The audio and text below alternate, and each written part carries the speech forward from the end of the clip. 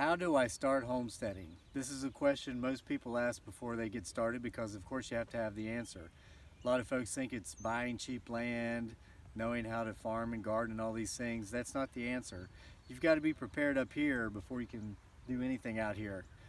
You start homesteading and you start living a free life and being happy, joyous, and free by first escaping the matrix soul trap. My wife didn't want me to make this video. I've wanted to make it for months. Basically, I'm going to share some personal experiences with you to kind of give you an idea of what I mean, and you'll fully understand as you listen to this, especially if you're in America, you grew up in America, and you're watching this in America and you have an American mindset, okay? Now, why I make this video, I'm going to prune my weeping willow. It's starting to bud and leaf out, and if you want a perfectly formed, majestic tree of maturity, you've got to prune it as it grows or you'll never get that, okay? Now, as an American, and I love America, and if you watch the videos, you've heard me allude to the fact before that I'm a combat veteran. I fought in Iraq, and I would fight again if my country needed me. Don't think I'm anti-American because of what I'm going to say. I'm very pro-American. It's just the mindset of a lot of Americans that sometimes gets to me, and it's mostly, it deals with fear, okay? So I was raised in America, lived in America my whole life until I deployed, after which I traveled overseas quite a bit as a civilian, and I've shared with you before that I lived in the Philippines for 6 years. My wife, who's recording this, is Filipina. Okay, so as an American in America, I was terrified, scared to death of getting this brain-eating amoeba that was going to kill me unless if I had this specific form of health insurance, because it would only if I had that would they accept me for admittance in any healthcare facility in this country and treat my brain-eating amoeba so that I would live to watch my children grow. And without that insurance, if I had to self-pay, I would have to spend the millions and millions of dollars I'd accumulated in my life doing middle-class jobs, okay? And this huge multi-million-dollar inheritance my children would receive would be gone because they didn't have this health insurance, right? That's what we're led to believe, okay? So I'm in the Philippines, and I was there I was within my first year, and I came down with the worst case of food poisoning I've ever had in my life. I lost 16 pounds in 3 days. I couldn't eat, I couldn't retain liquid, and when my urine started turning brown, I knew I had to do something. I went to the hospital. Why did I wait 3 days to go to the hospital? Because my American mind said, oh my God, I don't have health insurance. They're not going to treat me. But if they do treat me, it'll be thousands and hundreds of thousands of dollars, okay? So I finally crawl out of my boarding house room, hail a cab, beg this guy not to charge me 3 times the price because I was a white foreigner in Southeast Asia, because I'm so sick I'm going to die and I don't know if I'm going to have the money to. So he was a good guy. He said, no, it's okay, I won't do that. I'll treat you right. And he did. Took me to the hospital. I went in. They treat me. They took blood samples, stool samples, find out what was going on with me. I was in there all day. They fixed me up, gave me medicines, all these things. I saw 2 different doctors, all these different nurse practitioners. Here comes the bill at the end of it. It was in pesos, but to translate into or convert to US dollars, it was $32. I was shocked. $32. This is all? I thought I was supposed to sign away my next born child for this health care treatment because I didn't have insurance. You should stop this video, no? This sucks. Okay, so that was the first example. The second example, 3 years later, I get bit by this mosquito and I get what's called dengue fever. It's like malaria's evil first cousin.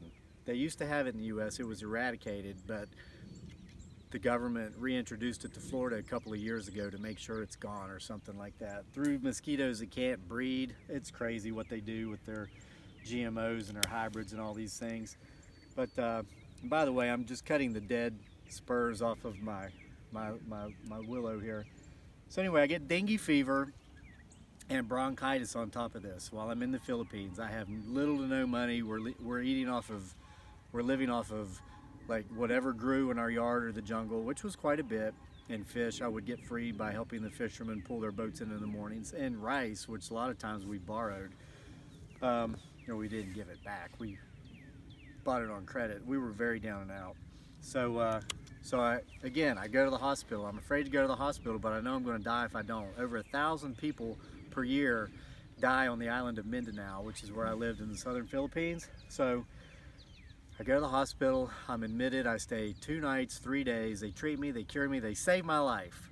I get the bill, 12,000 pesos, which at the time was about $300. $300 to treat me, okay?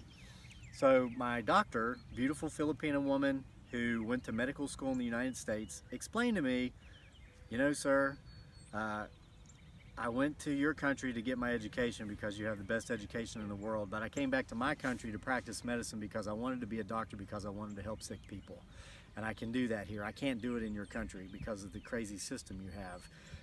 She mentioned the percentage of her paycheck that would have to go to malpractice insurance, to, you know, because everybody wants to sue everybody over here when something doesn't go their way.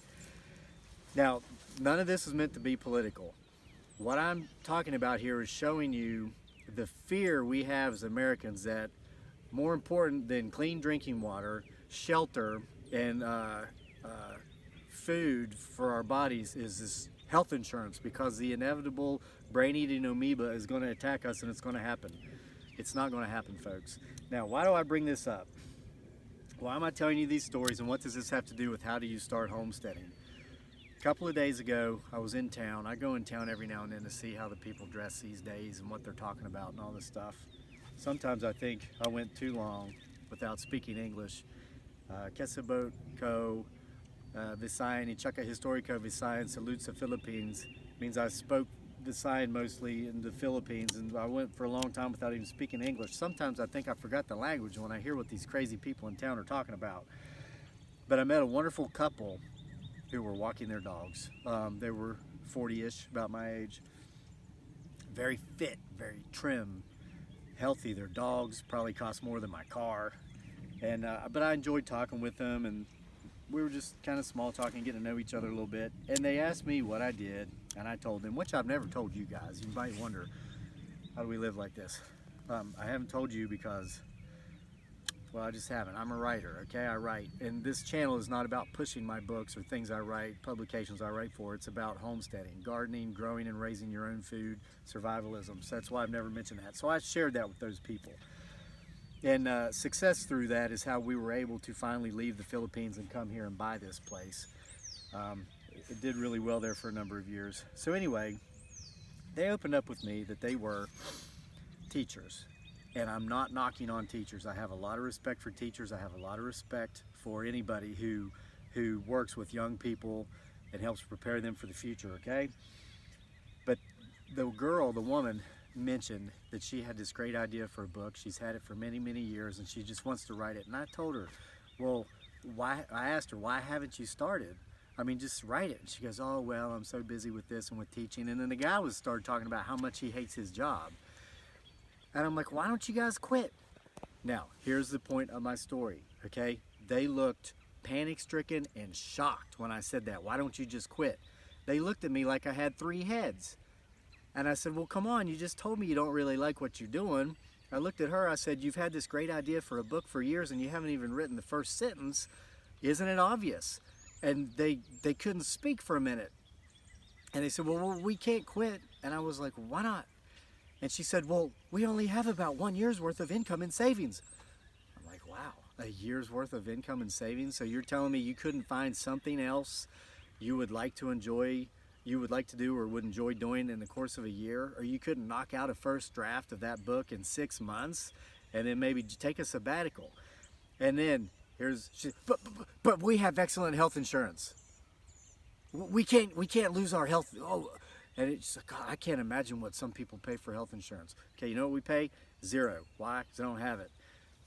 And I know a lot of you are going to say I'm irresponsible, but listen, when I came back to the U.S., there were certain strengths I gained from living in the Philippines that I don't want to lose here, and I don't want to become soft again in many ways. That's why, despite being able to hire people to do a lot of my manual labor for me, I'm out here doing it myself. I enjoy doing it, and I don't want to become soft. Okay, so we've been back 2 years. My wife got a really bad case of poison ivy last year because they don't have poison ivy in the Philippines. Her immune system had no defense against it. We had to take her to the doctor. We go to the doctor. She gets a steroidal injection. And then the doctor says, you need this antibiotic so that your body can fight this. And we're like, okay, we're not huge on antibiotics, but we're not against them if they're absolutely necessary. And in this case, it was. My wife was really swollen. The doctor, or the nurse practitioner says, now, since you can't afford health insurance, I'm going to give you the generic brand. Okay, at first I was slightly offended because I was thinking, woman, I make way more money in 1 year than you probably do in 3 to 5, but I didn't say that because that's just not nice to say. And I viewed it as an opportunity for growth. So I said to her, or to obtain knowledge, I said, ma'am, how will this work differently since we don't have health insurance price-wise? So she's writing out this script and she's saying something about how it would be $222 for the name brand, but she's friends with the generic supplier, and so it's only going to cost us $22 since we can't afford health insurance. She's shaking her head like this, well, you know the type, you've seen them. So with the steroidal injection, the prescription antibiotics and all this stuff, we left the doctor's office, we paid $78. That's the only health needs we've had in the last 2 years, $78.